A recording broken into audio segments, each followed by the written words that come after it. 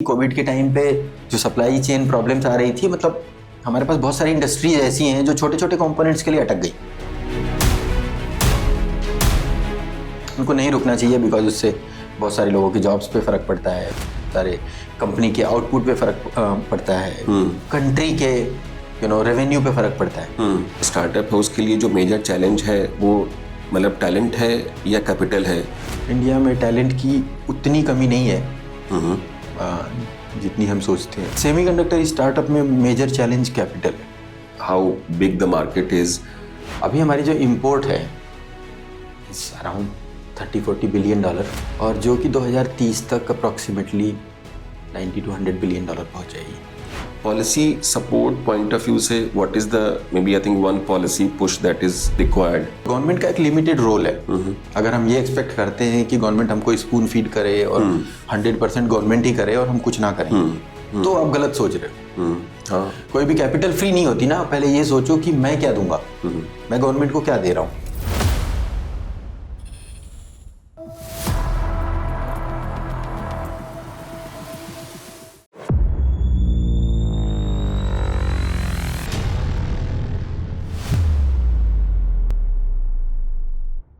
दोस्तों, GT log podcast के इस एपिसोड में एक बार फिर से आप सब लोगों का स्वागत है। मैं आपका होस्ट अनुराग बाजपेयी, मेरे साथ में हमारे guest Pratap Narayan Singh ji. Pratap is a co-founder of Verve Semi as a very renowned design company in semiconductor and micro electronics as a domain. आज का जो टॉपिक है वो बहुत ही कॉम्प्लेक्स है, बट उसके साथ साथ ये आज की जो रिक्वायरमेंट है उसको दर्शाता भी है। आज जो भी चीज़, चाहे हम लोग इलेक्ट्रॉनिक गैजेट्स की बात कर लें जो हम लोग घरों में यूज़ करते हैं, ऑफिसेस में जो यूज़ करते हैं, या सड़कों पे जो हम लोग व्हीकल्स देखते हैं, या हम लोग एयरप्लेन देखते हैं, सारी की सारी जगह पे हम लोग माइक्रो इलेक्ट्रॉनिक्स या सेमीकंडक्टर्स की जो उपयोगिता है उसमें हम लोग उसको पाते हैं। तो आज का सब्जेक्ट एक ब्रॉड लेवल पे जो रिक्वायरमेंट है, नेशन लेवल पे या as a household level पे, उसको भी हम लोग इस चीज़ को आज डिस्कशन करते हैं। सर, बहुत बहुत धन्यवाद आपका। तो सबसे पहले तो हम जानना चाहते हैं कि आप अपने बारे में थोड़ा बताएं, बिकॉज जो जिस पर्टिकुलर डोमेन में आपकी ऑर्गेनाइजेशन काम करती है वो डोमेन बेहद ही इम्पॉर्टेंट है आज के पॉइंट ऑफ व्यू से। वी ऑल्सो अंडरस्टैंड कि आप पहले STM माइक्रो इलेक्ट्रॉनिक्स में काम करते थे, फिर 2015-16 के आसपास में ये ऑर्गेनाइजेशन आपने इस्टेब्लिश की, which is working on semiconductor या चिप डिज़ाइन एरिया में काम करती है। Fabless as a specific domain को रिप्रेजेंट करती है। तो थोड़ा सा अपनी कंपनी के बारे में बताएं, अपनी जर्नी के बारे में बताएं, and then we will start in terms of the specific subject area कि हम लोग माइक्रो इलेक्ट्रॉनिक्स या सेमीकंडक्टर क्या है, कैसे हम लोग काम करते हैं, एंड देन गवर्नमेंट पॉलिसीज और अदर डोमेन पे बात करेंगे। तो जैसा कि तुम्हें पता ही है, मैंने IIT रुड़की से ग्रेजुएशन किया था। 2004 पास आउट हूँ जी, जस्ट लाइक यू जी। तो IIT रुड़की से ग्रेजुएशन करने के बाद मैंने ST माइक्रो इलेक्ट्रॉनिक्स नाम की एक कंपनी है, फ्रेंको इटालियन मल्टीनेशनल है, उसको ज्वाइन किया था।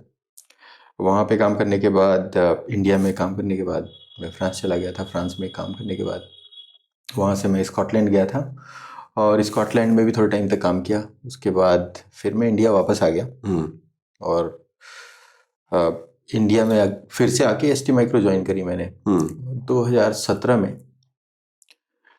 ये जो कंपनी है वर्व सेमी माइक्रो इलेक्ट्रॉनिक्स, मेरे कोलीग हैं राकेश मलिक, उनके साथ मिलके हमने स्टार्ट करी। और बेसिकली आइडिया ये था कि मेरे को 30 से ज़्यादा पेटेंट्स हैं। तो आइडिया ये था कि यार इतनी सारी इंटेलेक्चुअल प्रॉपर्टी हम क्रिएट कर रहे हैं और देश में क्यों नहीं करी जाए।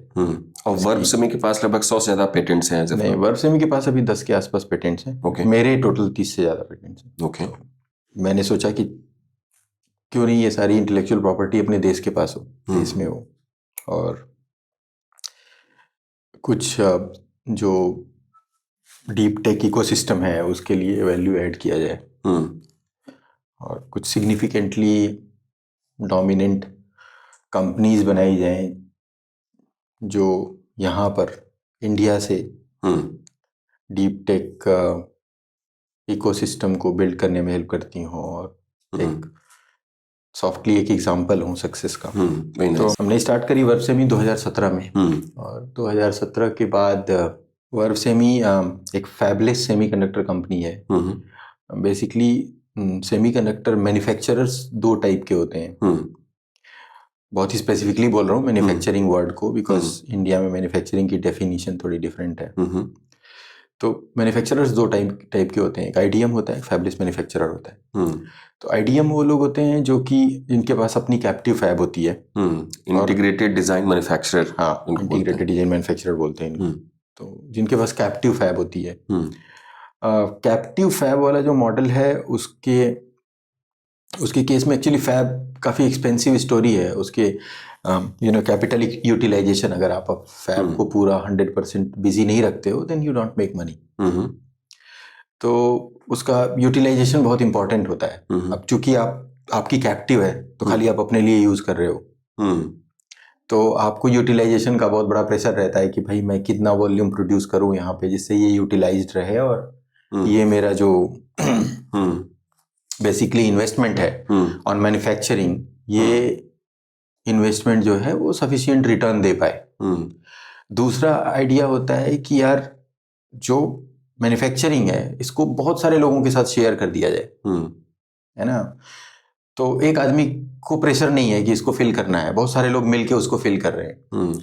तो वहां पर कॉन्सेप्ट आता है फाउंड्री बिजनेस का, कि एक फैब है उसको फाउंड्री बोलते हैं, फाउंड्री बिजनेस है, और बहुत सारी फैबलेस कंपनीज हैं वो उसको ऑर्डर देती हैं, उनके यहाँ से अपना जो भी डिजाइन होता है, जो इंटेलेक्चुअल प्रॉपर्टी वो कंट्रोल कर रहे होते हैं, उसको मैन्युफैक्चर कराते हैं, अपने पास मंगा लेते हैं।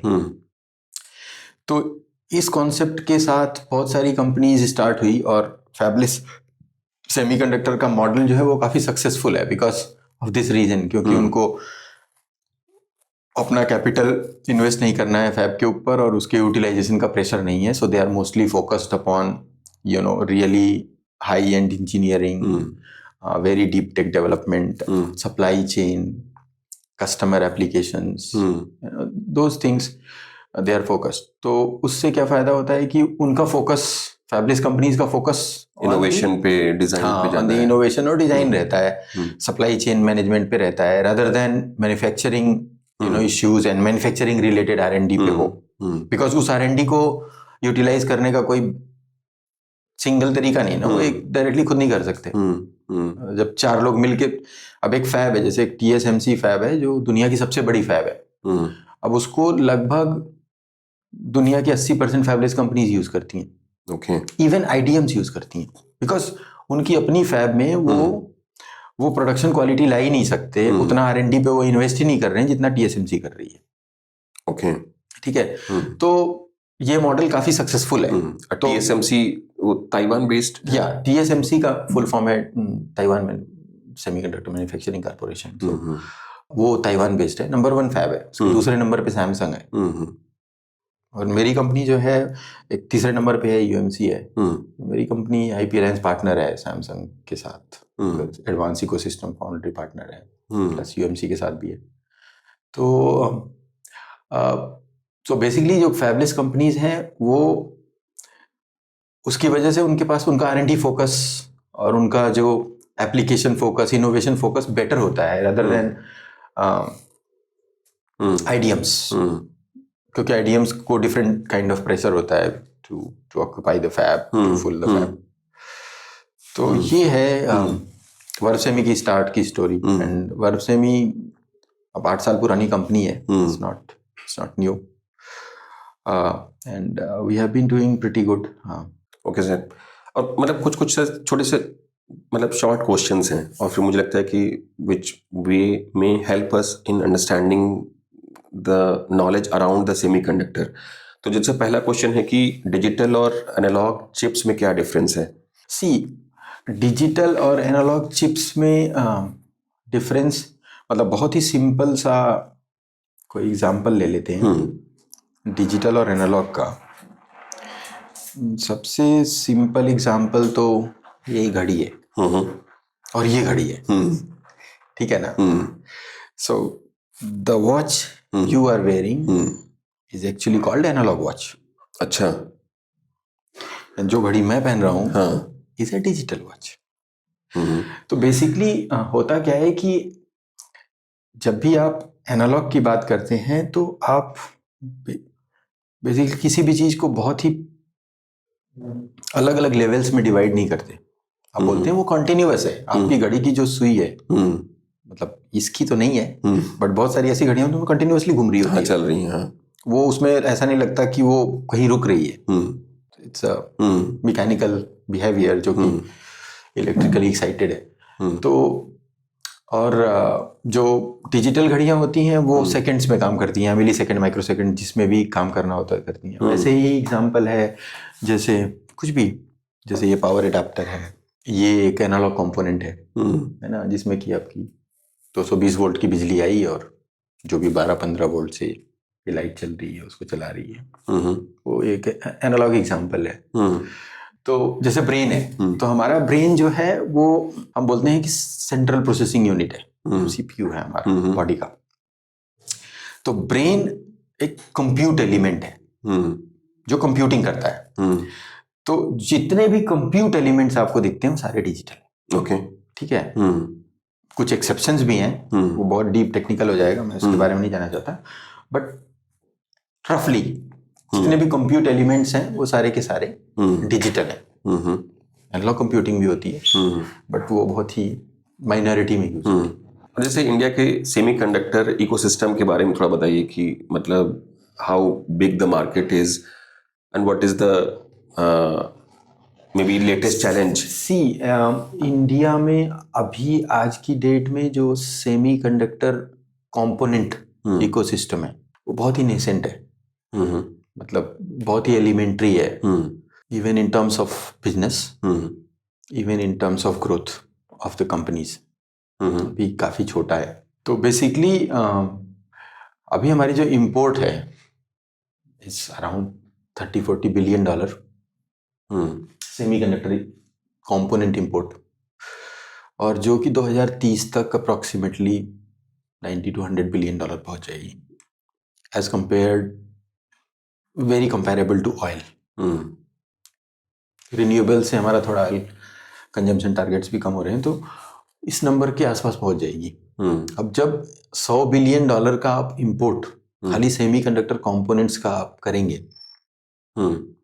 तो ऑब्वियसली आपकी इकोनॉमी में जो आपकी करेंसी की वैल्यूएशन है उस पर फर्क पड़ता है, बहुत सारी चीज़ों पे फर्क पड़ता है।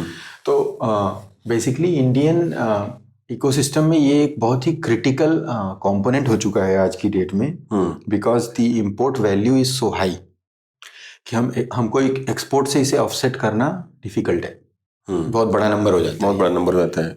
अगर ऐसी चीज़ है, जैसे आपने बताया कि हम उस स्टेज पे जहाँ पे हम लोग सीख रहे हैं, एंड जितना इन जनरल हम लोग को पता है, जैसे for example I take an example, जैसे 1 साल पहले अगर हमने लैपटॉप खरीदा, आज के टाइम में लैपटॉप या कोई भी इस तरह की इलेक्ट्रॉनिक्स डिवाइस की जो कॉस्ट है वो लगभग 10 से 20% के आसपास बढ़ गई है। द मेन और वेरी सिंपल रीज़न जो कि हमारे यहाँ पे रिटेलर हमें बोलता है, या जो हमारे यहाँ जो सप्लायर है वो बोलता है कि वो पीछे से नहीं आ रहा है, मतलब सप्लाई चेन का इशू है। इसका मतलब है कि we have missed that component in terms of setting up those either the manufacturing units, जैसे आपने बताया ताइवान वाला एग्जांपल, या हमारे पास में इस तरह का फोकस नहीं। ये एक्चुअली एक शॉर्ट टर्म बिहेवियर है। किसी भी बिजनेस में short term demand supply cycle आती है। इसका इससे कोई लेना देना नहीं होती। अभी क्या हो रहा है कि मार्केट में ना, अभी because of AI there is a huge demand on compute upgrade. मतलब एक जमाने में ना जब लैपटॉप बनने शुरू हुए थे तब भी SRAM नहीं मिलती थी, DDR नहीं मिलती थी ना, याद होगा। वैसा ही टाइम है, अभी भी वही है कि आपको कंप्यूट की डिमांड बहुत हाई है, विच इज AI कंप्यूट। तो AI कंप्यूट में 2 कंपोनेंट्स होते हैं, एक तो GPU और दूसरा मेमोरी। अब जो मैन्युफैक्चरिंग प्लांट्स हैं they have certain capacity, right? तो वो उतनी कैपेसिटी पे ही प्रोड्यूस कर रहे हैं। अब आपने डिमांड बढ़ा दी तो सप्लाई डिमांड की बॉटलनेक तो आनी है, चाहे वो इंडिया के लिए नहीं, वो किसी के लिए भी ट्रू है। World wide there is a memory availability crunch right now.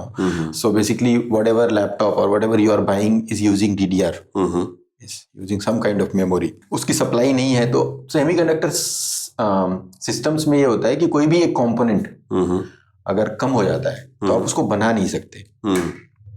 वो बहुत बड़ा प्रॉब्लम है। सेमीकंडक्टर सिस्टम्स में यही होता है कि आपको पूरी सप्लाई चेन ऐसे मैनेज करनी है कि सब कुछ एक साथ आके सब कुछ मिल जाए। नहीं मिला तो कंप्लीट नहीं है।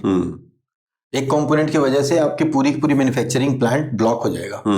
वही हमारी गवर्नमेंट ने भी रियलाइज किया कि कोविड के टाइम पे जो सप्लाई चेन प्रॉब्लम्स आ रही थी, मतलब हमारे पास बहुत सारी इंडस्ट्रीज ऐसी हैं जो छोटे छोटे कंपोनेंट्स के लिए अटक गई, रुक गई। उनको नहीं रुकना चाहिए, बिकॉज उससे बहुत सारे लोगों की जॉब्स पे फर्क पड़ता है, बहुत सारे कंपनी के आउटपुट पे फर्क पड़ता है, कंट्री के रेवेन्यू पे फर्क पड़ता है। तो इन सारे पॉइंट ऑफ व्यू से फिर गवर्नमेंट ने बोला कि नहीं यार, हमें इस पे जो है थोड़ा सीरियसली इसको देखना चाहिए, बिकॉज ऐसा तो नहीं होना चाहिए कि हम जीरो हैं। ठीक है 100% नहीं कर सकते हम, लेकिन 10-20% तो कर सकते हैं ना, राइट। और अगर हम $100 बिलियन जो मैं बोल रहा हूँ 2030 तक हमारा इंपोर्ट है, $100 बिलियन में अगर हमने 20% भी यहाँ किया तो 20 बिलियन का इंपोर्ट वैल्यू देश में क्रिएट कर दिया और उसको कम कर दिया। काफी बड़ा नंबर है, इतना छोटा नंबर नहीं है, प्रोवाइडेड हम उसे कर पाते। तो ठीक, मतलब आई थिंक कोई ऐसा चैलेंज नहीं है, it is a part and parcel of the business, कोई ऐसा इशू नहीं है। अब सर एक और चीज सिचुएशन देखते हैं कि अगर let us say if there is a startup ecosystem, क्योंकि नया एरिया है एज यू मेंशन, तो उसमें अगर मार्केट को डेवलप करना है तो न्यू एज एंटरप्रेन्योर्स का आना बहुत जरूरी है। और उस वाले केस में जो स्टार्टअप है उसके लिए जो मेजर चैलेंज है वो मतलब टैलेंट है या कैपिटल है? What do you see the main issue particularly semiconductor startup? हाँ, इसी में है। हाँ, सेमीकंडक्टर स्टार्टअप में मेजर चैलेंज कैपिटल है। कैपिटल है। इंडिया में टैलेंट की उतनी कमी नहीं है जितनी हम सोचते हैं। एक्चुअली मैं खुद ये मानता हूँ कि इंडिया एक बहुत ही टैलेंटेड कंट्री है, बहुत ही टैलेंटेड कंट्री है, और बहुत सारे बहुत काबिल लोग यहाँ हैं। अगर वो अमेरिका के सीईओ बन सकते हैं तो यहाँ भी बिजनेसेस चला सकते हैं, और उन सारे लोगों में कोई डिफरेंस है नहीं कि अमेरिका में जो सीईओ हैं वो डिफरेंट हैं और इंडिया में जो लोग सीईओ हैं वो। तो सर अगर कैपिटल एज ए मतलब डिटरेंट है या एज ए मेन रिक्वायरमेंट है, तो मतलब गवर्नमेंट का काम सर्टनली कैपिटल इन्फ्यूज करते रहना तो नहीं है, private sector also has to come in. तो बट वन, जैसे we have seen the success stories, जैसे चाइना ने भी किया, ताइवान के केस है, या अदर वेस्टर्न कंट्रीज ने भी किया, they have major market share at this point of time in the semiconductor as a domain. Policy support point of view से what is the maybe I think one policy push that is you feel is required to make these capital accessible to the tech entrepreneur जो कि semiconductor में अपना business establish करना चाहते हैं? देखिए, मैं पर्सनली ये मानता हूँ कि किसी भी बिजनेस के लिए, चाहे वो एक कंट्री के लिए स्ट्रैटेजिक बिजनेस हो या एक कंट्री के लिए कमोडिटी बिजनेस हो, किसी भी बिजनेस के लिए गवर्नमेंट का एक लिमिटेड सपोर्ट का रोल होता है। कुछ कंट्रीज के अंदर कैपिटल इन्फ्यूज करना थोड़ा आसान है, and the reason is they have more strict legal system. कुछ कंट्रीज के लिए थोड़ा डिफिकल्ट होता है, वहाँ पे पॉलिटिकल इन्वायरमेंट है और लीगल चैलेंजेस हैं, बहुत कुछ है। तो गवर्नमेंट का एक लिमिटेड रोल है, गवर्नमेंट एक लिमिटेड % तक ही किसी चीज को पुश कर सकती है। अगर हम ये एक्सपेक्ट करते हैं कि गवर्नमेंट हमको स्पून फीड करे और 100% गवर्नमेंट ही करे और हम कुछ ना करें, नहीं होगा, वो हो नहीं सकता, वो प्रैक्टिकल नहीं है। Even China, Taiwan, Korea, Japan, इन सारे लोगों ने वहीं पे कैपिटल इन्फ्यूज किया है जहां पे उनको सक्सेस दिखा है और उनको स्ट्रेटेजिकली एक इंटरेस्ट दिखा है किसी भी तरीके से। एज अ बिजनेसमैन हमें पहले ये सोचना पड़ता है कि कोई भी कैपिटल आप लेते हो उसके बदले में आप क्या देते हो। अगर आप ये सोच रहे हो कि गवर्नमेंट की या पब्लिक मनी फ्री है या कोई कैपिटल फ्री है तो आप गलत सोच रहे हो। हाँ। कोई भी कैपिटल फ्री नहीं होती ना। पहले ये सोचो कि मैं क्या दूंगा, मैं गवर्नमेंट को क्या दे रहा हूँ। अगर मैं इंपोर्ट सब्स्टिट्यूशन दे रहा हूँ, $1 बिलियन लेके $4 बिलियन का इंपोर्ट सब्स्टिट्यूशन दे रहा हूँ, तो गवर्नमेंट दे देगी आपको $1 बिलियन, कोई प्रॉब्लम थोड़े। मैं ये बोलूंगा कि मैं $1 बिलियन लूंगा और मैं गारंटी नहीं दे रहा कि मैं 1 मिलियन भी दूंगा, तो नहीं देगा कोई भी नहीं देगा ना। तो गवर्नमेंट के साथ यही चैलेंज है कि भाई एक बहुत ही नेसेंट सा इकोसिस्टम है वहां पे जो ब्यूरोक्रेट्स हैं उनको रिस्क दिखता है कि यार मैं ये पैसा डाल रहा हूं, कल कोई प्रॉब्लम हो गई, एक स्कैंडल हो गया, किसके सर पे आएगा? है ना। तो उनके लिए भी अपने अपने चैलेंजेस हैं। हमें एक सर्टेन लेवल तक आप एक सक्सेस स्टोरी के बेसिस पे अगर गवर्नमेंट से सपोर्ट मांगोगे तो गवर्नमेंट देगी, प्रोवाइडेड कि आपके पास एक ग्राउंड हो। मैं बोलूं कि हाँ मैं ये कर चुका हूं, मुझे ये चाहिए, इसके बदले मैं गवर्नमेंट को ये दे रहा हूं, मैं देश के लिए इंपोर्ट वैल्यू इतनी कम कर रहा हूं, आपको चलेगा तो कर दो, नहीं चलेगा तो मत करो। बट एज यू मेंशन कि कैपिटल का इशू है, मान लीजिए, या कैपिटल एज ए इंफ्रास्ट्रक्चर की रिक्वायरमेंट है फॉर द टेक एंटरप्रेन्योर, तो कैपिटल कहीं से तो आएगी। गवर्नमेंट का काम कैपिटल देना शायद डायरेक्टली ना हो, बट फैसिलिटेट करना तो है ही है। देखिए, गवर्नमेंट का काम ना तो कैपिटल फैसिलिटेट करना है ना कैपिटल देना है। गवर्नमेंट का एक ही काम है, वो है देश में ऐसी पॉलिसीज लाना जो पॉलिसीज ऐसे बिजनेसेस को सपोर्ट करती हूँ डायरेक्टली। किसी भी तरीके का preferential access in the government tenders, government businesses, किसी भी तरीके का preferential behaviour in terms of taxation, किसी भी तरीके का preferential behaviour in terms of operations, ease of doing business, less hindrance, less interference. Government का काम पहले ये है। कैपिटल के लिए बहुत सारे सोर्सेस हैं। अगर मैं जाके किसी वेंचर कैपिटलिस्ट को ये नहीं समझा पाता हूँ कि मेरा ये बिजनेस है, इसमें मेरा भी विन है, तुम्हारा भी विन है, ऐसे किसी बिजनेस में गवर्नमेंट से हम क्यों उम्मीद, एक्सपेक्टेशन हमारी ऐसी क्यों होनी चाहिए कि भैया गवर्नमेंट ही करेगी, हम तो कुछ करेंगे नहीं। हाँ, बिल्कुल ठीक बात है सर। बट कुछ ऐसे सब्जेक्ट भी हैं, जैसे फॉर एग्जांपल जैसे अभी रिसेंटली SSD की प्राइस हाइक हुई, और मतलब उसमें भी स्पेसिफिक कंपोनेंट जैसे अर्थ मिनरल्स की रिक्वायरमेंट रहती है। अब यहाँ पे जो ऐसे स्पेसिफिक रिक्वायरमेंट्स हैं जो कि in general government to government dealings ही हमेशा काम होती हैं, तो वहाँ पे उसका वो role policy point of view से तो रहेगा ही रहेगा। Exactly. मैंने बोला पॉलिसी पॉइंट ऑफ व्यू से गवर्नमेंट जो भी कर सकती है गवर्नमेंट को करना चाहिए। मतलब इवन प्रेफरेंशियल मार्केट या जो भी production linked incentive, design linked incentives, जो भी देने का काम है वो होना चाहिए। But public money for the sake of taking risk, मतलब मैं पर्सनली बिलीव नहीं करता कि हमको पब्लिक मनी को इस तरीके से यूज करना चाहिए as a risk capital. Risk capital का तो अलग ही सोर्स है ना, वो होना चाहिए। गवर्नमेंट को फैसिलिटेट करना चाहिए कि हाँ ठीक है, आप कोई रिस्क ले रहा है, किसी भी तरीके की सिक्योरिटी की जरूरत है या कुछ भी है, या बिजनेस को एक गारंटीड बिजनेस ही देने की बात है ना। जैसे हम कुछ भी बना रहे हैं, पंखे की मोटर ही बना रहे हैं, तो गवर्नमेंट बोलेगी कि हाँ ठीक है, आप पंखे की मोटर बना रहे हो इनिशियली, जब तक मतलब फॉर नेक्स्ट 5 years और समथिंग, मैं आपको प्रोडक्शन पे सब्सिडाइज कर देता हूँ, आप करो इतना प्रोडक्शन। अगर आप बेच रहे हो तो for helping you to get into market हम ये कर देते हैं कि आपको सर्टिफिकेशन में थोड़ा रिलैक्सेशन दे देते हैं, आपको जो कैपिटल चाहिए प्रोडक्शन के लिए वो दे देते हैं, उस पर सपोर्ट कर देते हैं, because it is low risk, still low risk. और गवर्नमेंट को इंपोर्ट सब्स्टिट्यूशन का एडवांटेज इमीडिएटली दिख रहा है। सर एक और, जैसे मुझे लगता है कि हम वर्व सेमी पे थोड़ा और बात करते हैं। प्राइमरली डिज़ाइन कंपनी है, फैबलेस डिज़ाइन कंपनी कह सकते हैं इसको।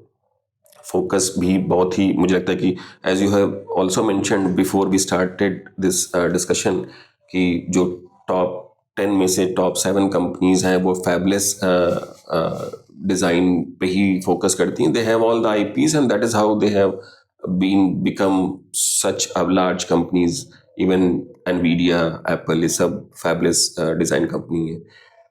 फोकस अगर इतनी ही सप्लाई चेन में भी मुझे लगता है कि डिज़ाइन का कंपोनेंट भी, अगर इतनी बड़ी बड़ी कंपनीज है इसका मतलब पोटेंशियल बहुत ज़्यादा है, बट इंडिया में इतनी सारी कंपनीज जो डिज़ाइन फोकस है नहीं ज़्यादा, तो ऐसा क्यों है कि इतनी मतलब अपॉर्चुनिटी है फिर भी सप्लाई साइड में इंडिया में इतनी ज़्यादा कंपनीज नहीं है? देखिए, जैसे कि हम अभी डिस्कस कर रहे थे कि पहले तो ये बहुत ही कैपिटल इंटेंसिव बिजनेस है. You need a lot of capital. But that is for manufacturing. Without manufacturing. अच्छा, without. See, manufacturing is a completely different story. आप कभी भी कोई भी डेवलपमेंट आप करते हो किसी भी चीज में, तो जो सबसे पहला स्टेप होता है वो स्टेप है डिमांड क्रिएट करना, ना कि मैन्युफैक्चर करते रहना. ये दोनों बहुत ही अपोजिट से दिखते हैं, बट ऐसा है नहीं. ओके. हमें लगता है कि डिमांड और कंजम्पशन दोनों चिकन एग है. Demand and consumption chicken egg नहीं है. नहीं है. नहीं है. ओके. हाँ, ठीक है. होता क्या है कि डिमांड और कंजम्पशन दोनों कनेक्टेड है, हाँ. बट प्रोडक्शन और डिमांड वो चिकन एग है. Got it. ठीक है. हाँ. अब आपके पास इसको सॉल्व करने का क्या तरीका है? तो सबसे पहला तरीका ये है कि आप, सबसे इंपॉर्टेंट है डिमांड को सेटिस्फाई करना, राइट? कोई डिमांड क्रिएट करना. डिमांड क्रिएट करने के लिए आपको क्या चाहिए? पहले तो कंपोनेंट चाहिए. लेट्स से हमारे पास एक मेड इन इंडिया कंपोनेंट है, एक चिप है, जिसको हमारे इंडियन मैन्युफैक्चरर्स यूज कर रहे हैं, है ना? अब वो जो कंपोनेंट है, पहले तो इस कंपोनेंट के बनाने की बात आई. फैब तो आप कोई भी यूज कर सकते हो. पहली बात कि आप इसे बना सकते हो इंडिया में, पूरा का पूरा सप्लाई चेन इसका मेंटेन कर सकते हो कि नहीं कर सकते हो. डिजाइन, मैन्युफैक्चरिंग सब. मैन्युफैक्चरिंग भूल जाओ, मैन्युफैक्चरिंग बाहर से करा ली. ओके. जैसे वर्सेमी कर रही है. ओके. वर्सेमी का पूरा मैन्युफैक्चरिंग बाहर होता है. बाहर होता है. तो मैन्युफैक्चरिंग तो हमने बोला कि ठीक है यार, पहले एक काम करते हैं, पहले यहाँ पर जो लोकल कंपोनेंट डिमांड उसको हम कॉम्पिटिटिव प्रोडक्ट से सप्लीमेंट करते हैं, है ना? जब ये होने लगेगा, अब आपके पास एक लोकल डिमांड ऑलरेडी है, तब आपके पास एक बिजनेस केस आता है कि यार अब ये लोकल डिमांड है, तो मेरा वेफर कंजम्पशन इतना है, इतनी बड़ी फैब मैं फिल कर सकता हूं, तो फिर मैं फैब बनाऊं ना. पहले मैं फैब बना के बैठ गया, क्या करेगी वो? एक कंपोनेंट के बनाने में 3 साल लगते हैं. 3 साल तक फैब क्या करेगी? उसका जो कैपिटल इन्वेस्टमेंट है वो तो फंस गया. वो फंस जाएगा. अनटिल अनलेस उस फैब के पास कोई इंटरनेशनल कस्टमर हो, मैं ना, कोई एप्पल हो, कोई सैमसंग हो, जो कि उसका कंपोनेंट ले रहा हो, तब सेंस बनता है. अगर मैं स्ट्रेटेजिक रीजन से इंडिया में फैब बनाना भी चाहता हूं, तो मुझे सबसे पहले ये देखना पड़ेगा कि वो किसके लिए सामान बनाएगी, कितनी वर्बसेमी है यहाँ पे. बट जैसे इंडिया में तो मार्केट मतलब इतना ज़्यादा ह्यूज है, मतलब इलेक्ट्रॉनिक्स सामान हर जगह की रिक्वायरमेंट है. मोदी जी की एक प्रिंसिपल आस्क भी है, मेड इन इंडिया करके जो पॉलिसी गवर्नमेंट ऑफ इंडिया की है. तो मतलब इंटेंट फुली तो यही दिखता है कि हमें इंडिया में लोकल लेवल पे ही मैन्युफैक्चरिंग चाहिए, और इंडिया का मार्केट ऑलरेडी बढ़ा हुआ है, तो हम इंपोर्ट पे डिपेंडेंसी थोड़ी सी कम हो जाए. सप्लाई चेन को सिंप्लीफाई करने के लिए ये जरूरत है. बिल्कुल ठीक बात सब है. जितना एक ही जगह पे रहेगा, हाँ, उतना बढ़िया, आसान है, उतना बढ़िया. लेकिन इस प्रॉब्लम को अप्रोच करने का तरीका तो यही है कि पहले आप एक certain amount of visible demand आपके कंपोनेंट्स की हो, तब आप स्टेप लेना. अगर डिमांड ही नहीं है, तो फैब बना के सबसे पहले फैब को खड़ा करके आप क्या कर लेंगे? ठीक है. तो पहले मुझे जो लगता है, मतलब मेरा पर्सनल ओपिनियन यही है कि फैबलेस सेमीकंडक्टर कंपनीज का सक्सेस, फैब या किसी भी सप्लाई चेन के, चाहे फैब या पैकेजिंग प्लांट के सक्सेस के लिए बहुत इंपॉर्टेंट है. और इसका दूसरा रास्ता नहीं है. दूसरा रास्ता एक है, तो वो यही है कि हम फैब बनाएं और उसको एप्पल का ऑर्डर पक्का मिल रहा हो या सैमसंग का ऑर्डर पक्का मिल रहा हो, क्योंकि वही इतने बड़े बड़े कंज्यूमर्स हैं जो एक फैब को फिल कर सकते हैं. नहीं, वो तो बिल्कुल ठीक बात है. जैसे एप्पल ने मैन्युफैक्चरिंग स्टार्ट की, तो ऑलरेडी जो है वो फैब्रिकेशन और ये सब चीज़ें इंडिया में हैं, और जिसने भी फैब का काम लिया है उससे, उसके पास में वो फिक्स ऑर्डर है, तो उसके लिए वो सेटअप क्लियर है कि हाँ उसका उसका इकोनॉमिक वायबिलिटी है। तो वहां पर अगर आप गवर्नमेंट से एक्सपेक्ट करोगे कुछ इन्वेस्टमेंट कर दे तो गवर्नमेंट कर देगी, because there is a definitive gain in terms of import substitution. इसमें भी सर मुझे लगता है कि जैसे इसका दूसरा पर्सपेक्टिव भी है कि जब अभी हम लोग इस तरह की बात सोचते हैं कि फैब का एक फिक्स कैपिटल है, वो स्टक हो जाएगा, और हम लोग इन जनरल प्रैक्टिस में फिर हमने डिज़ाइन की, फैब्रिकेशन बाहर से कराया, और फिर इस तरह की सिचुएशन आती है कि चाहे वो जैसे कोविड का चैलेंज हो गया या कुछ और एआई का भी चैलेंज हो गया, इस तरह कारण से जो सप्लाई चेन है वो डिसरप्ट होती रहती है। ऐसा होती नहीं रहती है। अच्छा। एक बार हुई है। देखिए, इससे पहले कोई पैंडेमिक 1920 में हुआ था, एक्चुअली 100 साल पहले। हाँ। 100 साल पहले हुआ था, 1917-18 के आसपास। पैंडेमिक रोज रोज नहीं होते। ठीक है। ठीक है, तो वो सप्लाई चेन डिसरप्शन का डर जो है वो मिथ नहीं है, वो मिथ है। ठीक है, वो ऐसा नहीं है। ठीक है, वो एक्सेप्शनल सिनेरियो है, बट इसका मतलब ये नहीं है कि कोई भी कंट्री सेल्फ सफिशिएंट ना हो। सबसे इंपॉर्टेंट हमारा कंसर्न ये नहीं होना चाहिए कि कल एक और कोविड आ जाएगा। हमारा कंसर्न ये है कि हम $100 बिलियन का इंपोर्ट कर रहे हैं, उसका हम क्या करें। करेक्ट। हाँ, मतलब उसको हमें उसको मैनेज करना पड़ेगा, बिकॉज वो फाइनेंशियली कंट्री को मैनेज करने के लिए डिफिकल्टी ला देता है। हाँ, मतलब वो तो अभी 100 का है, हो सकता है 500 का होगा। Significant dependency for any developing country to become a developed one. तो आपको certain amount of in house production होना चाहिए। 100% होना जरूरी नहीं है, लेकिन 0 भी नहीं होना चाहिए जो अभी है। अभी बहुत ही नेग्लिजिबल ही है। मतलब इसीलिए मैंने 0 वर्ड यूज किया। जी, 0 है नहीं, बट ठीक है। बिल्कुल ठीक है। कुछ और सर डिज़ाइन पर्सपेक्टिव से और कुछ थोड़ा सा क्वेश्चंस हैं। फॉर एग्जांपल, जब हम लोग गवर्नमेंट की पॉलिसीज़ या उस तरह का देखते हैं, ज़्यादातर जो चिप डिज़ाइन जो साइजेस हैं, जैसे नैनोमीटर में डिफाइन होती हैं कि 28 नैनोमीटर, ज़्यादातर ग्लोबली लोग एस्पायर कर रहे हैं कि 7 नैनोमीटर तक की बात कर रहे हैं। अभी भी हम लोग उस स्टेज पे नहीं पहुंचे हैं। तो एक तो है कि ये जो पूरा साइज का है वो कॉन्सेप्ट क्या है, और what is current status as of now India में, और हमारी एस्पिरेशंस क्या हैं। देखिए, एक और मिसकंसेप्शन है। जैसे लोग सोचते हैं कि हम लोगों की प्लानिंग में प्रॉब्लम है, हमारी गवर्नमेंट की प्लानिंग में प्रॉब्लम है, हम 28 नैनोमीटर पे ही क्यों फोकस कर रहे हैं, हमने अगर शुरू ही करना है तो 2 नैनोमीटर से क्यों नहीं शुरू करते। लेटेस्ट टेक्नोलॉजी 2 नैनोमीटर है आज की डेट में, एक्चुअली 1.4 है। ओके, तो हम उधर से क्यों नहीं शुरू करते। तो उसके बारे में जो मेरा पर्सनल ओपिनियन है वो यही है कि सबसे पहले आपको ये देखना होता है कि मुझे सेल्फ सफिशिएंट होने के लिए मिनिमम कितना चाहिए, है ना। ये जो इंडियन सेमीकंडक्टर इकोसिस्टम है, ये अभी एक बेबी है। तो अगर हम इससे एक्सपेक्ट करते हैं कि ये अभी पैदा हुआ और दौड़ने लगे, ये तो होगा नहीं होगा। पहले इसको चलने की जरूरत है। और चलने का मतलब है कि आप ये समझ लीजिए कि एक और मिसकंसेप्शन है, जैसे 28 नैनोमीटर और उसके नीचे के जो नोड्स हैं जी, जो हम लोग जो फैब्रिकेशन करते हैं, ये जो नैनोमीटर होता है, फैब्रिकेशन की मिनिमम डायमेंशन होती है। और नीचे, और इन टर्म्स ऑफ सोफिस्टिकेशन आपके जो बाल की थिकनेस है उससे 1000 गुना कम। ठीक है, वो डायमेंशन होती है जो हम चिप के ऊपर बना पाते हैं, मैन्युफैक्चर कर पाते हैं। तो बेसिकली यहाँ पर पॉइंट ये आता है कि आपको किस बिजनेस के लिए क्या चाहिए। तो मैं इसको 2 कैटेगरी में रखता हूँ, एंड आई थिंक गवर्नमेंट ने भी यही किया है।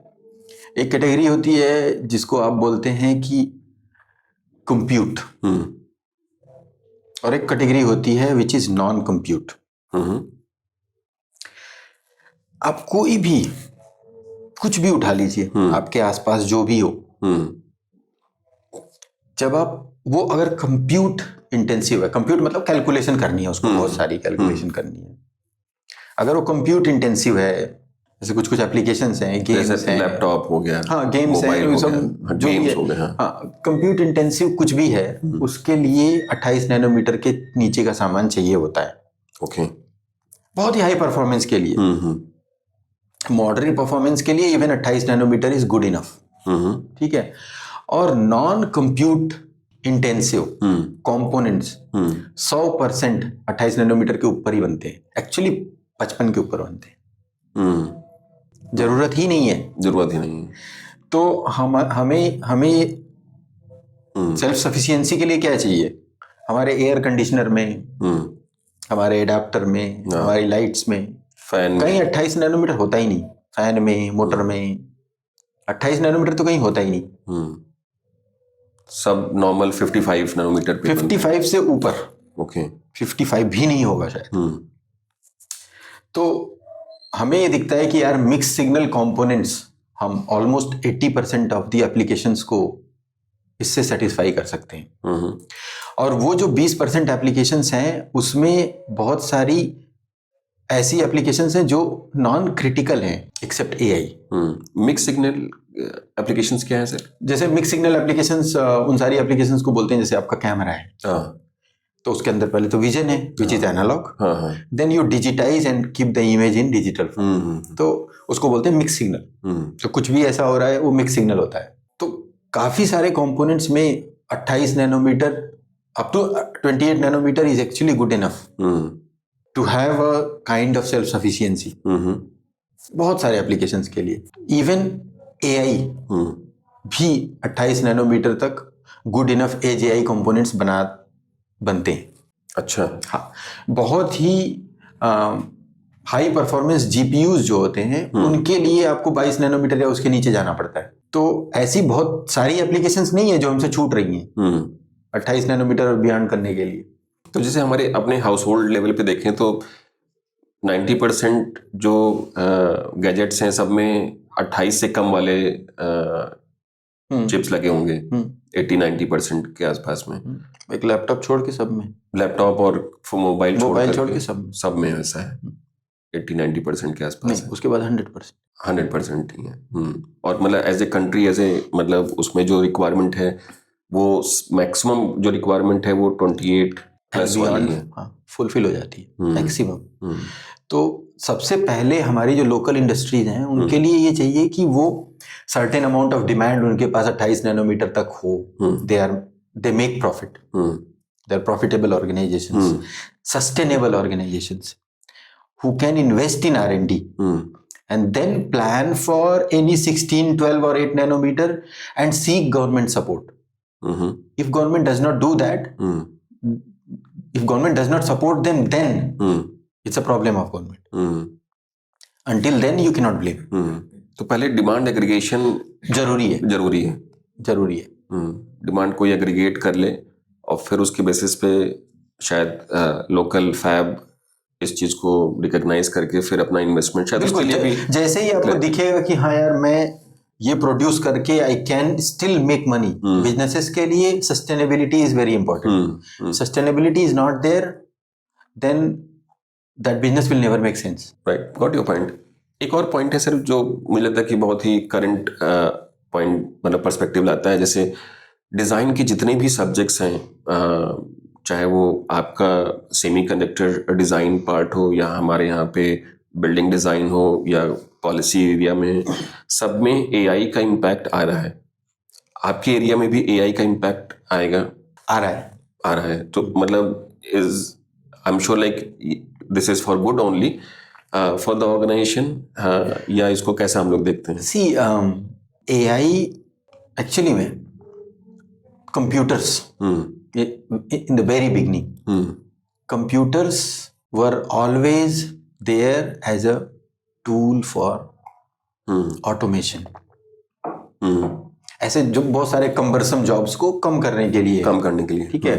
तो हम लोगों का AI is another evolution in computing, जो कि it is another good accessory to reduce a lot of efforts in terms of doing some very trivial jobs. AI का जो सबसे पॉजिटिव इम्पैक्ट है वो यही है कि आपको जो बहुत ही ट्रिवियल सी चीजें हैं उन पे फोकस नहीं करना है, जो बहुत ही क्रिएटिव वैल्यू एडेड वर्क है उस पे आपका फोकस होगा, तो it is better. This is what the computers did to us, है ना. हम लोग पहले क्या करते थे, बैठते थे टाइपराइटर पे टाइप करते थे, कागज लेके घूमते थे, and slowly those papers we completely removed them. We got everything digitized, everything which can be processed automatically. A lot of mathematical computations, a lot of managing the data, numbers, everything got easier. तो same जो काम computer ने हमारे लिए किया है, personal computer ने, AI is another evolution of that personal computer. उसका इंटेलिजेंस से मैं कुछ लेना देना मानता नहीं. हाँ, मतलब वो एक तरीके का, जैसे आपने बताया कि ऑक्सिलरी या सपोर्ट की तरह अगर यूज करें तो आप नहीं, वही यूज ही है, वही यूज ही है. आप उसको एक तरीके का ऑटोमेशन है, आप उसको कितना ऑटोमेट करके क्या काम करने के लिए छोड़ सकते हो आप छोड़ दो. जो ह्यूमन इंटेलेक्ट है उसकी जरूरत क्रिएटिविटी है, उसकी जरूरत हमेशा रहेगी, because AI does what it is trained for. Sir, आपके एरिया में जैसे आपने बताया कि पेटेंट्स IPs आपने करा रखे हैं 30 से ज़्यादा, 12+ वर्क समी के पास हैं. How do they help the companies like yours? Inventions को आपको रजिस्टर करके और प्रोटेक्ट, कंपनी का इंटरेस्ट प्रोटेक्ट करना, वो पर्पस होता है इन्वेंशंस का. सो आप ये दिखाते हो कि यार हमने ये इन्वेंट किया and you have a claim on it. तो बिजनेस पर्सपेक्टिव से you are protected whenever if someone discovers and you have a kind of injection कि ठीक है यार, मैं इसको आपसे पहले कर चुका हूँ और ये मैं पेटेंट करा चुका हूँ, तो आप मेरे को इसके लिए रॉयल्टी पे करो, but nothing more than that. So innovations just show there are many innovations in Verve Semi which we have not patented. Okay. We don't really talk about them outside the company. The reason is that we don't want to disclose them at all. तो ऐसा नहीं कि हर चीज हम patent कराते हैं, but कुछ चीजें हमको लगता है जिनको पेटेंट कराना जरूरी है हम उनको कराते हैं, जिनको नहीं लगता उनको नहीं कराते. एक और चीज सर, क्वेश्चन इससे रिलेटेड ही है. इन जनरल जब तक मैं देखता हूँ कि इसे there are lot of organisations या कंट्रीज जहाँ पे मुझे लगता है कि फैब को लेकर के एक बहुत बड़ा सेटअप इस्टेब्लिश किया, और फिर उस तरह की जो नॉलेज है वो आई लोगों में, और नॉलेज से फिर लोगों ने रिवर्स इंजीनियरिंग की और फिर उसके बेसिस पे अपने प्रोडक्ट्स और सॉल्यूशंस बनाए. जैसे ड्राइवरलेस कार का एग्जांपल ले लीजिए. मुझे लगता है सबसे पहले टेस्ला ने बनाया, टेस्ला से फिर बाहर चाइना में बनी, उससे कुछ लोगों ने सीखा, और फिर उस तरह की और भी कार्स चाइना में बनने लगी. तो रिवर्स इंजीनियरिंग भी एक कंपोनेंट है जो कि एक नए तरीके की डायमेंशंस को देता है. मतलब कुछ लोगों ने कुछ काम किया है, हो सकता है IP उससे कनेक्टेड है, फिर वहाँ पे चैलेंज होता है, और मतलब कुछ लोगों ने थोड़ा बहुत ट्विक करके और फिर you have a new IP for your product. तो IP से कितना, मतलब इंटेलेक्चुअल प्रॉपर्टी का जो सेफगार्ड है वो कितना होता है, that is one question. The second is कि रिवर्स इंजीनियरिंग भी एक बहुत बड़ी, एक इम्पॉर्टेंट सब्जेक्ट एरिया है. बहुत सारी चीज़ें हैं जो इंडिया में अभी भी हम लोग डिज़ाइन पर्सपेक्टिव से नहीं करते हैं.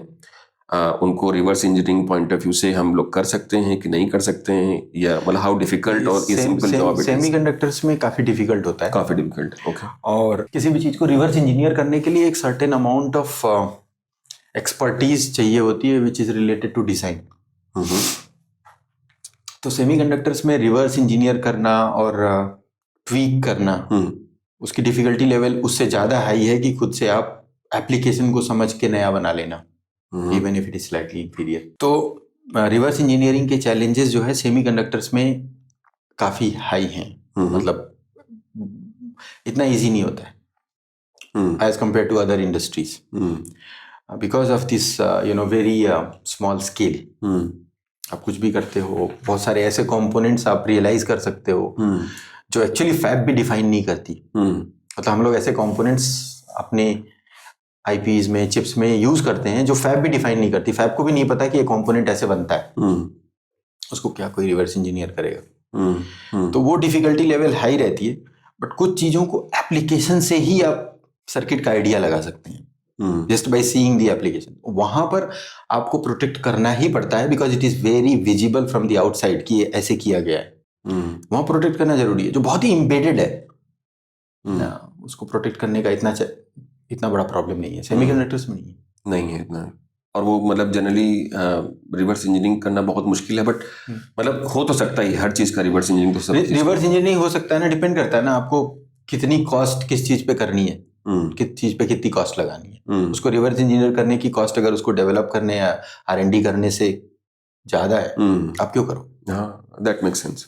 मतलब वो ट्रेड ऑफ या फिजिबिलिटी तो करना ही एक ट्रेड ऑफ है। और रिवर्स इंजीनियर किसी भी चीज को करना या इवन चोरी करना, इन सारी चीजों से आप फ्यूचर जनरेशन उस चीज की डिफाइन नहीं कर सकते हो। ये भी एक बहुत बड़ा चैलेंज है। हाँ, दैट मेक्स सेंस, बिल्कुल ठीक है। बट कहीं ना कहीं मतलब एक बार एज लोगे, but then next day because someone who has invented it from the ground up, they have more background than you to take it to the next level. हाँ, वो तो है, बीट करना, that is a very natural thing. बिल्कुल। और sir जैसे मतलब chip design में साइज इतना मैटर क्यों कर रहा है?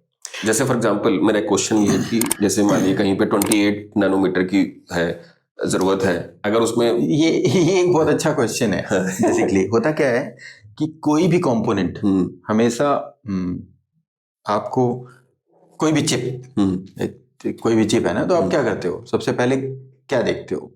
कॉस्ट क्या है? हाँ, है ना। तो ये जो टेक्नोलॉजी है, जो डायमेंशंस है, इसमें एक बहुत ही फनी स्टोरी है। बिकॉज कॉस्ट पर ट्रांजिस्टर, एक ट्रांजिस्टर को बनाने की एक चिप पे जो कॉस्ट है वो 28 नैनोमीटर, एक्चुअली 22 नैनोमीटर तक घटती रही है। अच्छा, 22 नैनोमीटर तक घटती है, और उसके बाद वो बढ़ती है। Very interesting.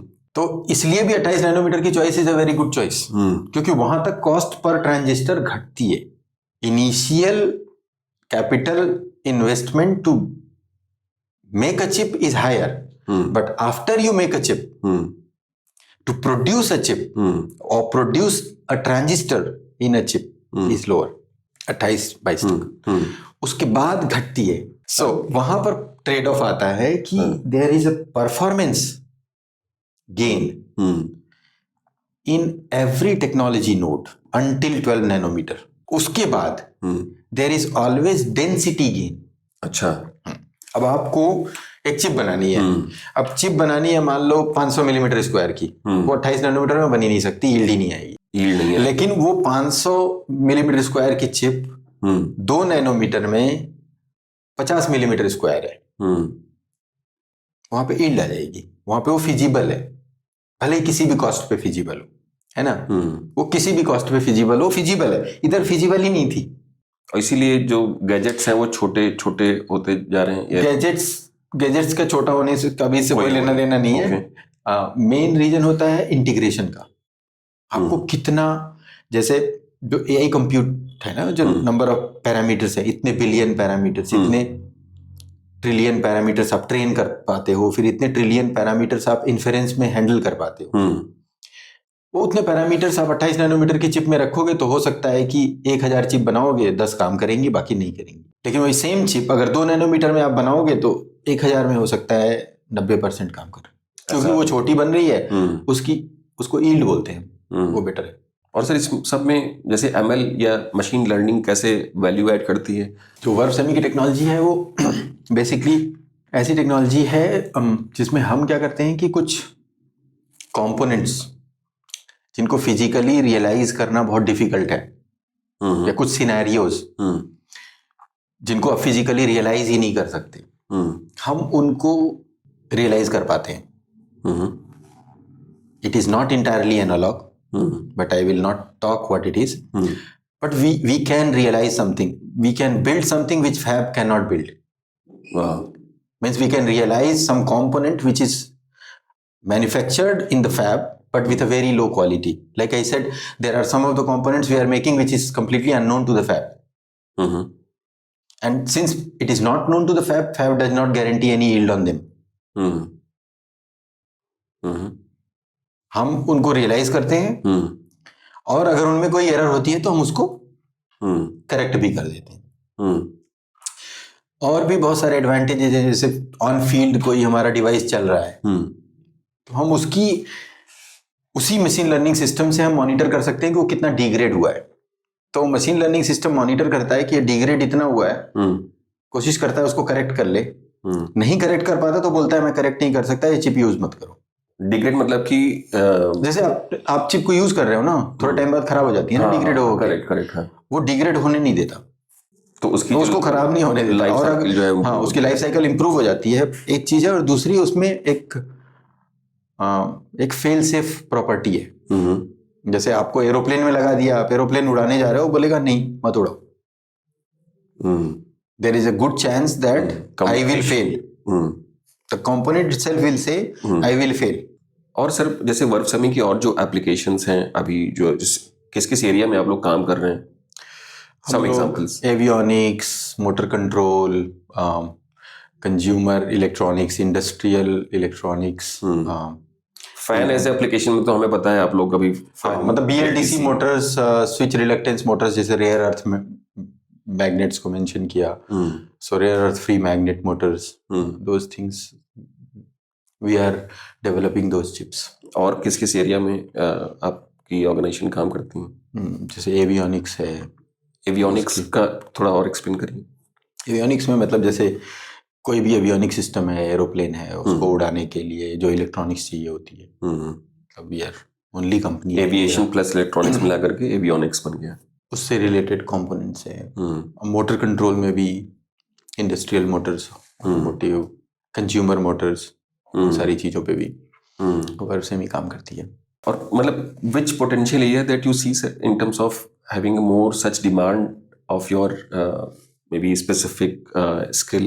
Verve Semi, Verve Semi is, since beginning, it is built as a very diversified company with more than 100 IPs portfolio. So we have been, focusing on multiple specific market segments with a specific set of, demand pattern. Like in avionics or space, the demand is very low. But the component challenges are significantly sophisticated, and they are like your demonstrator of how sophisticated you can build something, how robust you can build something. Then consumer class, even we have a weighing scale chip, okay, which is used by goldsmiths or conveyor belts to do high speed weighing. तो मतलब जैसे हम मतलब अभी model क्या है, हम लोग डिजाइन आईपीज क्रिएट करते हैं, then we tell the consumer that we exist in this domain, you buy. So Verve Semi has got two verticals. One is the IP vertical. So we are actually only company in India which is licensing IPs to even China, to even South Korea, to even Japan, to even Taiwan. So we have the IP portfolio which is very unique IPs, which people use in their chips. And we have semiconductor products which are focused on motor control or avionics or even industrial weighing, industrial energy metering, this kind of chips. So we are building those chips, designing those chips, then we are getting them manufactured in the fab. Fab में manufacture होती हैं, फिर हमारे पास आती हैं, फिर उनका packaging होता है, फिर उनके test manuals, test reports, customer sampling, customer का supply chain management, the customer support in the field and all that, वो सब कुछ हम करते हैं। बट इतनी जो हॉरिजॉन्टल डेप्थ है, मतलब दैट इज टू मच, मतलब for a company size like yours. तो मतलब इन terms of the skill set, building skill set is a challenge, क्योंकि इंडिया में ये सब चीजें तो पढ़ाई नहीं जाती कहीं पर। हमारे लिए वो स्किल सेट का चैलेंज होता है, और बहुत ही स्पेसिफिक टाइप का स्किल सेट हमें चाहिए होता है। तो लोगों की हायरिंग के टाइम पे हम बहुत ही क्रिटिकल होते हैं, और हमारी एक हायरिंग स्ट्रेटजी है, ट्रेनिंग स्ट्रेटजी है लोगों के लिए, इंसेंटिव स्ट्रेटजी है। मतलब हम उस अप्रोच से चलते हैं कि कंपनी का हर एम्प्लॉय कंपनी के विजन को शेयर करे, कंपनी की सक्सेस को शेयर करे। It is not only that company makes money, they also make money. तो वो हमारे इंटेंट में है। So that is why the retention, employee retention is very high and people really share the vision. वो उसी coherency में काम करते हैं कि हमें ये जो हम इंडिया के लिए कर रहे हैं ये शायद हिस्टोरिकल है। तो उस इंटेंशन से टीम काम करती है। इन टर्म्स ऑफ द डाइवर्सिफिकेशन, ऐसा भी नहीं है ना हम कल की कंपनी है, we are 8-year-old company, 1 or 2 years will be 10-year-old company, which is significant time span to have, been developing a lot of expertise, flows, सब कुछ। तो वो सारा जो बैंडविड्थ दिखती है वो टाइम की वजह से भी है। एक दो क्वेश्चन और है सर कि for example you mention initially कि कैपिटल जो है एक चैलेंज है, तो क्या इस particular let's say you decide today that you want to work for the defence sector, जो कि बहुत ही ग्रोइंग सेक्टर है इंडिया में, मार्केट भी ग्रोइंग है क्योंकि बहुत सारे देश आपस में लड़ रहे हैं। कल ही मतलब every day you get to hear कि हाँ कहीं किस कंट्री ने किस कंट्री पे वो किया, तो इट मीन्स दैट एम्युनिशन या जो वॉर स्पेसिफिक जो इक्विपमेंट है उसकी डिमांड तेजी से बढ़ेगी। एंड वर्फ सेमी डिसाइड्स कि हमें डिफेंस सेक्टर में कोई चिप डिजाइन करनी है and it will be costing you $multi-million requirement in terms of setting up the design skills. अब वो पैसा नहीं है, तो पहला क्वेश्चन है क्या वीसी या इस तरह का कोई वेंचर कैपिटल टाइप इकोसिस्टम है अवेलेबल इंडिया में जो कि इस चीज के लिए पैसा देता है। दूसरा क्वेश्चन है कि अगर कोई स्टार्टअप स्पेसिफिकली हो सकता है न्यू एज स्टार्टअप्स भी हों आपके सेक्टर में, उसके लिए मतलब how are they raising the fund to set up this may be skill based businesses. जहां तक किसी भी न्यू मार्केट को एड्रेस करने का प्रॉब्लम है, राइट, कोई भी, defence is just one example. हाँ बिल्कुल। कोई भी मार्केट, हर मार्केट में there exist a business and there is also a chance that you make certain amount of profit. और जहां पर भी बिजनेस की वायबिलिटी है, टेक्नोलॉजी की क्रेडिबिलिटी है, दोनों बातें हैं, बिजनेस की वायबिलिटी है और टेक्नोलॉजी की क्रेडिबिलिटी है, वहां पर कैपिटल इन्वेस्ट करने वाले लोगों की कमी नहीं है। तो आपको बस ये प्रूफ करना है, कन्विंस करना है लोगों को that the business is viable, profitable and the concept is credible. और अगर इनमें से एक भी स्टेप नहीं होता है तो फंड रेजिंग का चैलेंज है। बट इसका प्रॉब्लम ये नहीं है कि कैपिटल की अवेलेबिलिटी नहीं है। मैं जब लोगों से इंटरेक्ट करता हूँ, people in government, I get pretty good feeling that they are willing to help, and it is a genuine interest that they are willing to support, and they are interested always. Even the government organizations like ISRO, DRDO, उनका भी same है। Okay. वो चाहते हैं कि उनके पास local supply हो, because उनको बाहर से इंपोर्ट करने में बहुत प्रॉब्लम है, particularly for the government sector। हाँ, particularly for the strategic sector। उनको है प्रॉब्लम।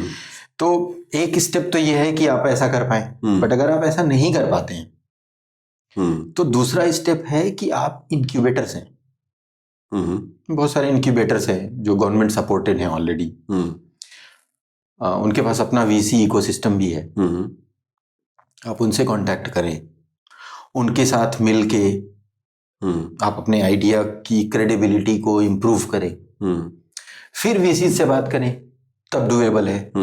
बिना कुछ किए कंप्लेन करना तो चलता नहीं है। मुझे भी लगता है कि मतलब अगर आपके पास में आइडिया है विच इज वर्थ इन्वेस्टिंग, तो शायद कैपिटल जो है वो डिटरेंट नहीं होता है इन जनरल। आपको प्रूव करना होता है कि इसकी फाइनेंशियल वायबिलिटी है, बिजनेस वायबिलिटी है, और क्रेडिबिलिटी है, स्केल है किसी भी बिजनेस में। सर जैसे फैबलेस सेमीकंडक्टर कंपनीज के लिए सप्लाई चेन कितना बड़ा क्रिटिकल कंपोनेंट है? बहुत बड़ा क्रिटिकल कंपोनेंट है एक्चुअली में। फैबलेस सेमीकंडक्टर कंपनीज के लिए खाली R&D ही चैलेंज नहीं है, पूरा सप्लाई चेन मैनेज करना is a big challenge. You imagine कि एक कस्टमर ने बोला मेरे को कल चिप चाहिए, आप कल चिप कैसे दे सकते हो या कैसे प्रिडिक्ट कर सकते हो कि मेरे कस्टमर की डिमांड ये है और मेरी सप्लाई चेन इस फैब में एक सेट ऑफ वेफर्स को प्रोसेस होने में अप्रोक्सीमेटली 2 महीने, 1 से 2 महीने लग जाते हैं। लीड टाइम आपके पास हमेशा रहता है 1 से 2 महीने वेफर्स। हाँ, 1 से 2 महीने आपने अगर ऑर्डर किया तो 1 से 2 महीने बाद ही डिवाइस आपके हाथ में आएगा। प्लस उसके बाद पैकेजिंग का प्रोसेसिंग टाइम है, फिर टेस्ट का प्रोसेसिंग टाइम है। तो वो सारा कुछ आपको एंटिसिपेशन में करना पड़ता है। That anticipation means you are investing the money before the money comes to you from the customer. हाँ, मतलब वो टाइम अपने आप। हाँ, तो वो पूरा आपको मतलब कस्टमर के साथ एक डिजाइन इन करना, उसके अलावा कस्टमर को एक टाइम पे प्रोडक्ट अवेलेबल कराना, ये दोनों इक्वली इंपॉर्टेंट है। अगर कस्टमर का प्रोडक्शन आपकी वजह से डिले होता है तो वो भी आपके हेल्थ के लिए अच्छा नहीं है, आपकी क्रेडिबिलिटी के लिए अच्छा नहीं है।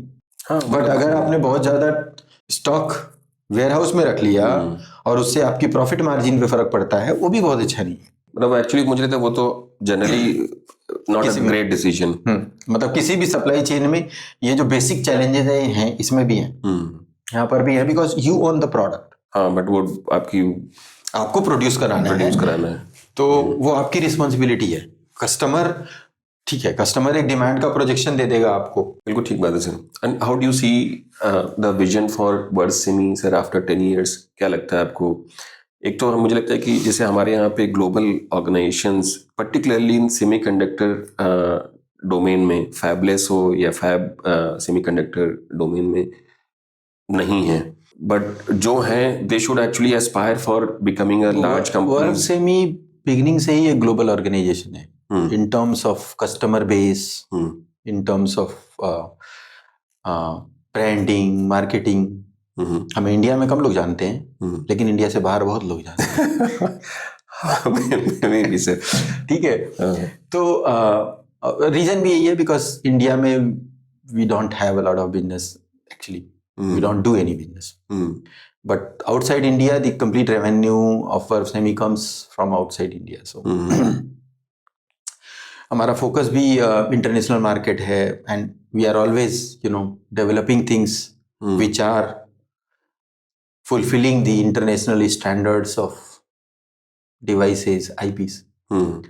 तो उसी इंटेंट के साथ बिल्ड हुई है और कंपनी का जो लॉन्ग टर्म विजन है वो भी ग्लोबल सेमीकंडक्टर कॉम्पिटिटर बनने का है। Local Indian market is a plus. So because it is a huge market, but very competitive also. Very competitive also, but the opportunities are, a lot. हाँ, मतलब scale can make this competitive. यहाँ पे scale different है और plus यहाँ पर भी आप compete करते हो तो global manufacturer से ही compete करते हो। बिल्कुल, वो तो है ही। तो कहीं भी जाके compete करोगे तो global manufacturer से ही compete करोगे। But how do you see your organization in next 10 years? जो हमारे अभी तक का प्लान है, we are always saying that we want to be a well-known mixed signal semiconductor, fabless semiconductor brand across the world and have a seat in not in the top 10 but in top 20 in next 10 years. And any specific maybe I think a message to the young startup जो कि इस area में business करना चाहती है? Message तो मैंने दे ही दिया है। बेसिकली हम काफ़ी देर से वही सारी बातें कर रहे हैं कि आपको आइडिया, उसकी वेरिएबिलिटी पे फोकस करना है, आपको कस्टमर के पेन पे फोकस करना है, आपको वैल्यू ऐड पे फोकस करना है। एक और क्वेश्चन है, मुझे लगता है कि बिकॉज जैसे हम लोग बहुत सारे इस तरह के एंटरप्रेन्योरशिप हब्स से भी कनेक्टेड हैं and we don't see much of the companies working on the semiconductor और इस तरह की जो न्यू एज रिक्वायरमेंट है उस पर, जबकि you see lot of companies working in the let's say e-commerce या सॉफ्टवेयर बेस्ड मतलब is there any Semiconductor business is something which is very sophisticated in the way of developing products. You need certain amount of experience. If you're coming out of college, you should be focused on getting the relevant experience first and then doing a venture. In other domains, it happens differently because you have certain amount of exposure before. But in microelectronics, you don't get that kind of exposure until unless you work on that kind of products. There are many small things. If you miss them, the product is not a viable product. Even if there is a good inventive step, there is a good invention, but still it will not be a commercially viable product. तो वो challenge semiconductor में रहता है. आपको certain amount of experience चाहिए, उसके बाद certain amount of credibility in terms of that experience, history of that experience वो भी चाहिए. हाँ, मतलब एक्सपीरियंस शायद नहीं मिलेगा, बट आईटीज और एनआईटीज में इस तरह की as such maybe experiential labs ऐसा प्रोविजन नहीं है. नहीं, वो इंडस्ट्रियल एक्सपर्टीज चाहिए होती है. Research focused expertise are different. But if you want to build global companies, उसके लिए आपको basically industrial exposure चाहिए होता है.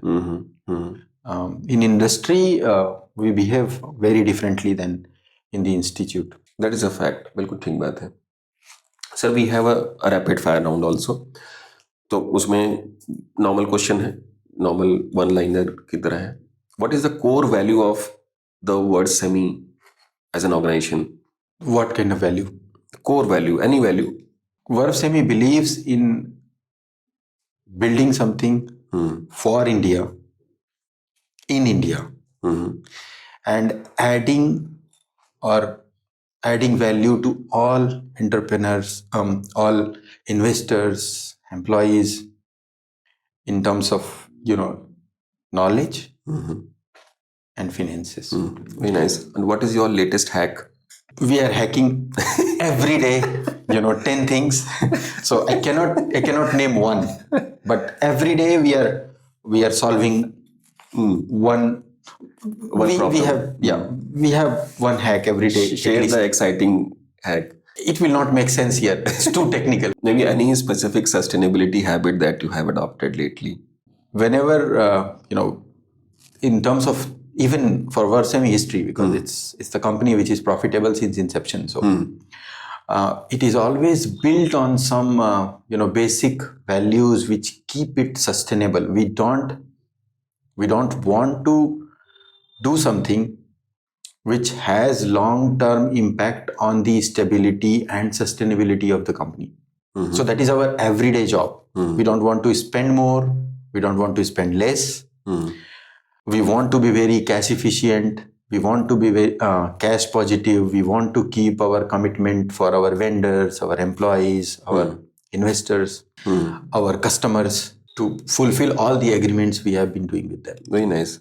And for you as an individual, what is the sustainability habit that you have adopted? I go to the gym every day. Achha. That is a good habit. In general, what we have seen, maybe I think people who are into this area, they are very much like workaholic. What is maybe I think the last city that you have traveled? The last city I was in China. Beijing. It's always business trips. I don't do many travels in terms of leisure, but business travels I do a lot. Do you read more also? I read a lot. Novels? No inspirational novels. books? No, it's Technical? Mostly technical, mostly business. Any business book that you feel that may help the listeners? Nothing specific as of now. Great. मुझे लगता है कि ये subject इतना exciting है. शायद in general exciting इसलिए भी है क्योंकि बहुत सारे लोग इस सब्जेक्ट के बारे में ज़्यादा जानते नहीं हैं. That also makes the subject more exclusive. और बहुत सारे बार इस तरह के सब्जेक्ट्स पे गवर्नमेंट की पॉलिसीज़ या क्रिटिक्स का जो कमेंट्स आते रहते हैं कि हमारे यहाँ पे इस तरह का जो इंफ्रास्ट्रक्चर है या सपोर्ट सिस्टम है, that has not made the journey possible so far, as we have seen the success in other countries? See, role of the critics is very important. मुझे भी लगता है कि for example, people also have mentioned that the journey has not been picked up correctly in 2006, 2016. Now this is 2026, where the government and the private sector both together have to play a critical role to make this journey more, maybe I think, meaningful for the country or as a nation. मैं ये मानता हूँ जब जागे तब सवेरा. हाँ बिल्कुल, I totally agree with this part also. मुझे भी लगता है कि as you mentioned that we have started kicking off, maybe I think हमारी स्टार्ट है, हो सकता है कि हम एक्सेलरेट नहीं, जल्दी. आप बोलेंगे वर्ष में बहुत ही लेट स्टार्टअप है ना, 2017 में स्टार्ट करी हमने. है ना, बहुत लेट है. हाँ. बट लेट करके आप एक world wide known, well known signal chain company बन जाते हो. तो ऐसा तो नहीं है कि इतना मुश्किल है, मतलब हम कर चुके हैं. बिल्कुल. I have also firm believe sir, I think कि अगर आप दूसरों से सीख करके जल्दी अपने मॉडल को अपग्रेड और एक्सेलरेट कर लें, that is also a meaningful contribution to the nation. और मुझे लगता है कि ये भी एक अच्छी प्रोसेस है. जो चीज छूट गई है उसके बारे में सोचने के बजाय जो चीज बची हुई है, कंप्लेन हम 100 चीजों को कर सकते हैं, इंप्रूव एक को भी कर दें तो बहुत है. बिल्कुल, I totally agree. Thank you so much sir for sharing all the experiences, knowledge that you have, very exclusive information that you have shared. I think मुझे लगता है कि ये सब्जेक्ट ऐसा है जहाँ पे हम मल्टीपल पॉडकास्ट भी कर सकते हैं. मुझे लगता है कि based on the feedback from our listeners. और आपके समय के लिए बहुत बहुत धन्यवाद. Thank you so much everyone for your patience listening. और if you have any specific query or suggestions, we'll share Pratap ji's LinkedIn ID. You can always touch base with him directly as well. We'll also request, if you have any specific feedback, you can write to us at social@greentree.global. Any suggestion on the next guest, that will be much more appreciable. Like and share, that is the humble request. Thank you so much everyone. Thank you so much sir. Thanks a lot. Thank you very much. Thank you sir.